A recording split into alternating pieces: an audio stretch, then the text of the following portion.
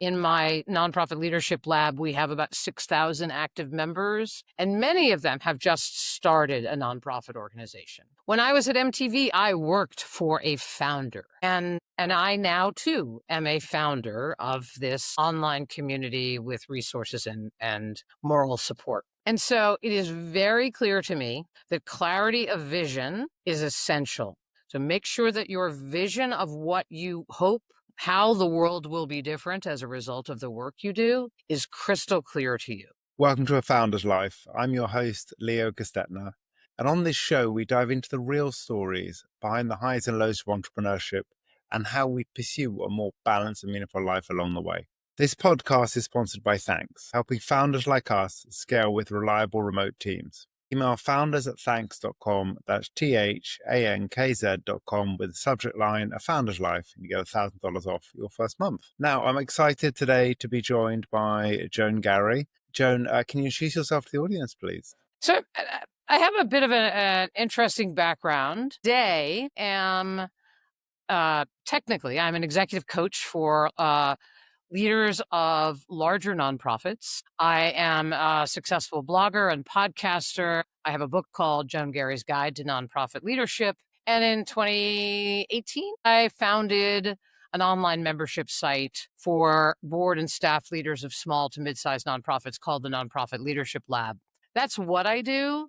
But I think it's more importantly is what that's in the service of. And for me, I fancy myself a advocate and champion for the nonprofit sector and the remarkable leaders who go to work every day to do what I think is the hardest work there is, which is to make the world more fair, more just, and more beautiful. Excellent. Seems like you've got a good mission. What led you to where you are today? Tell us a little bit. Pick one of the things you're doing and tell us a little bit more about it. Well, one of the things that's led me to where I am today, and certainly I am in a place in my professional career I would not have predicted, that I think to myself, who'd have thought that a kid out of college who landed on the management team that launched MTV would become a gay rights activist and then an evangelist for the nonprofit sector. It's not something I would have predicted, but I think that professional journeys are rarely linear. And so I also think that if you're listening super carefully to yourself, you'll hear a voice that points you in the direction of making a difference, that I really believe that everyone wants to matter. And so my professional career is a combination of entrepreneurialism, spend time at the management team launching MTV, and you'll learn a lot about startups, carrying that through my career, and also the voice inside my head that says, make a difference, getting louder and louder and louder. So one of the things that's very interesting about entrepreneurship and startups, as you talk to your guests all the time, Leo, is that startups and nonprofits have very, very similar gestalts. High energy, under the gun, always looking for resources, and people quite committed to getting the thing going, getting the thing off the ground. And I found myself remarkably at home in the nonprofit sector when I ran a gay rights organization because I found the gestalt to be very, very familiar. And how about what does family mean to you? So family looks like Irish Catholic, Long Island, 3 older brothers, youngest, but that would sell short what family really is for me. Because I, as an openly gay person in the 1970s and 80s, never felt like I would have a family of my own. So it is something that I never, ever take for granted. And my wife and I intentionally chose to have a family. She did all the birthing and I did all the catching. And we have 3 kids. The oldest is 35. And became the first kid legally in the state of New Jersey to have 2 moms, whether she likes it or not, and twins who are 30, a boy and a girl. And I feel an enormous sense of gratitude to the universe and to activists who came before me, to the work that we did at GLAAD, that being a family and having children was not off the table for me. And I will say that on my first date with my wife 43 years ago, She said, I really want to have children. And this was 1981 when LGBT people they didn't actually create families. She said, I really want to have children. So if you are not interested in having a family, you might be fun for a while, but you're probably not a keeper. Turned out, I thought to myself, oh my gosh, I always really wanted to have kids, but I didn't think that was going to be an option. So here we are many years later.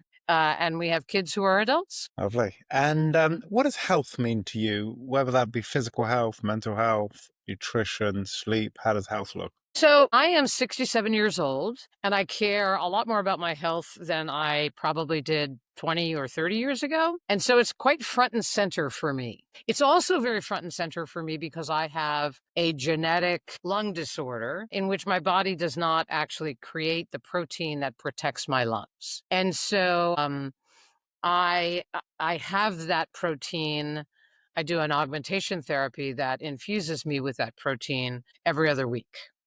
So when I was diagnosed with this, I became quite vigilant about living my life to the fullest, making sure that I spent as much time uh, um, traveling and having adventures and spending time with people I love. And I also learned a lot about longevity. And I work out twice a week with a trainer that is focused on issues of longevity. So endurance, grip, strength. We jokingly refer to it as keep moving so you don't fall down. But if you do fall down, you can get yourself back up. Turns out, by the way, that some massive percentage of people over the age of 40 never spend any time on the floor. And so when they fall, they can't get up. Health also to me means doing things that I enjoy that are not work related. And so at the age of 60, I learned that an excellent way to keep your mind active is to take up a musical instrument. And so I'm a little strategic in this way. So I decided to learn how to play the piano. So I have tonight, like every Tuesday night, I have a piano lesson. And I wanted to pick up a sport that was fun, that didn't involve a ton of people. And so I am a walking stereotype for a baby boomer in her 60s, and I enjoy playing pickleball, which I do pretty regularly. So there's sort of a whole package for me that looks at my health, through the lens of my illness, but has caused me the sort of what challenging things make possible, Michael Hyatt would say. And it has caused me to really think differently about how I live my life and the things that I do to make sure that I'm going to be able to squeeze every little bit of juice out of my life for as long as I'm given the opportunity. Yeah, I'm a big believer in health span versus longevity, which really is what you're talking about, which is, how do you keep healthy until you die? Like don't have no particular interest to live to 120 or 150, but I want to be healthy until I die. I want to be able to move. I want to be able to keep my mind active.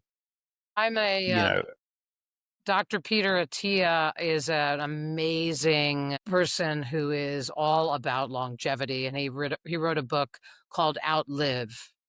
Yeah, and that's what it is all about. It's all about what are the things that you do to live the best quality life for as long as you're given. So, for example, really interesting statistic, people who live very long lives have super strong grips. I jokingly say the reason that is their grips are strong enough so they can catch themselves before they fall down and break their hips, but I don't know for sure. And what do you like to do for fun?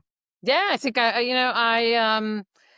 I really enjoy my kids who are adults. And so I have a house at the shore and in New Jersey, and being 7 blocks from the ocean, sitting by the ocean clears my head. So I'm a big fan of sitting at the beach late in the afternoon with a good book. I am an avid reader. I think I mentioned I play the piano. It's a practice. I'm not really any good at it, Leo. It's a practice, just like yoga. And the other thing that's really wonderful about having a house at the shore is you get to invite people to come and be with you and enjoy it. And so that's another piece of living a good, healthy, long life is social connections. And so we have friends and family who visit us at the shore. I actually have started to learn how to cook, which has sort of been a interesting thing, especially given that perhaps it's in reaction to the fact that my mother was not a very good cook. And I did think I mentioned pickleball.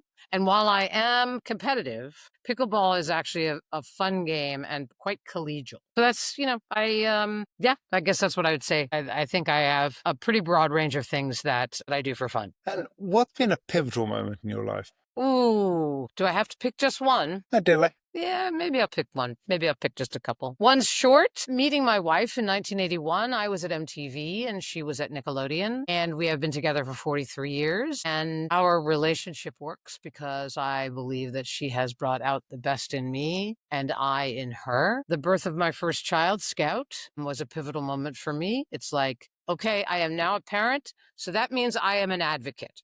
I am going to be an advocate for my kids every day, all day, and twice on Sunday. That's what led me to become a gay rights activist, to make sure the world treated our kids well. And I feel a tremendous amount of satisfaction, reward in knowing that my career at GLAAD, the gay rights organization that I led, really did begin to change hearts and minds. It was focused on the media and how the lives of LGBT people are portrayed in the media. And then I think the last one, which is connected to that one, is our court case, when we had our eldest child, there was no federal legal marriage. And so I was a legal stranger to our kids. I did all the catching, but Eileen did all the birthing. That was kind of the deal. And so we filed a lawsuit in the state of New Jersey, and I became the first person in the state of New Jersey to legally adopt my partner's biological kids, or if you will, my own kids. And I will remember always that I did not think it was a big deal. I thought it was just something that we were doing for our family until it appeared on the front page of the New York Times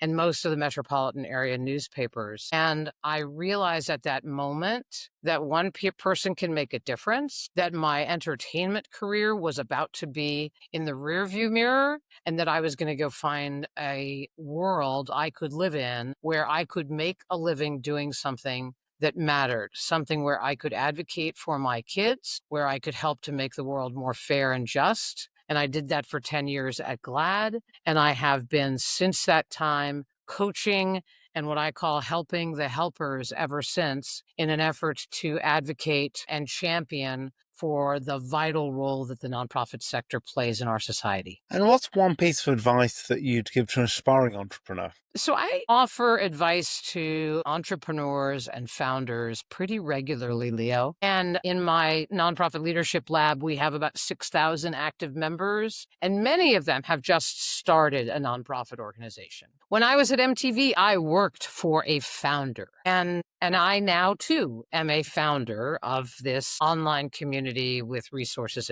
and moral support. And so it is very clear to me that clarity of vision is essential. So make sure that your vision of what you hope, how the world will be different as a result of the work you do, is crystal clear to you.